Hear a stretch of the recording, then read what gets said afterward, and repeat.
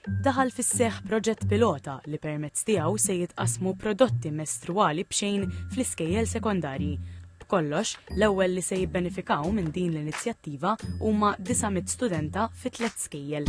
F'konferenza fl-Iskola Santa Monika f'Birkirkara, is-Segretarju Parlamentari għall-Ugwaljanza u r-Riformi Rebecca Buttigieg qalet li fl-iskejjel se jiġu installati 2 tipi ta' magni, waħda awtomatika u oħra bl-użu ta' token jew dongle.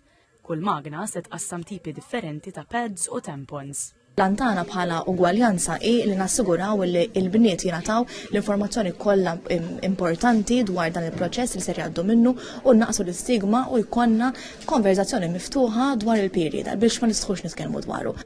Il-kap tal-Gender Mainstreaming Unit, Marija Ellul, qalet li l-ewwel 3 skejjel li se jieħdu sem huma l-Iskola Sekondarja Santa Monika f'Birkirkara, il-Kulleġġ Marija Reġina fil-Mosta u l-Iskola Medja tal-Kulleġġ ta' Għawdex. Hija tkellmet dwar ir-riċerka biex saret l-analiżi tas-suq. Aħna l-ewwel għamilna studju kemm bejn l-għalliema kif ukoll mal-istudenti biex nifhmu aħjar il-preferenza tagħhom ta' kif l-aħjar inħadmu dan il-proġett. Ġifieri aħna minn hemm stajna nifhmu il-prodotti li l-iktar jippreferixxu l-istudenti kif ukoll l-aħjar metodu li aħna nqasmu il-prodotti lill-istudenti fl-aħħar mill-aħħar. Spjegat li din l-inizjattiva se taffi wkoll il-pis finanzjarju tal-familji għax-xiri ta' dawn il-prodotti essenzjali. Fl-istess waqt qalet li r-riċerka esplorat il-possibilità li titnaqqas ir-rata tal-VAT fuq dawn il-prodotti.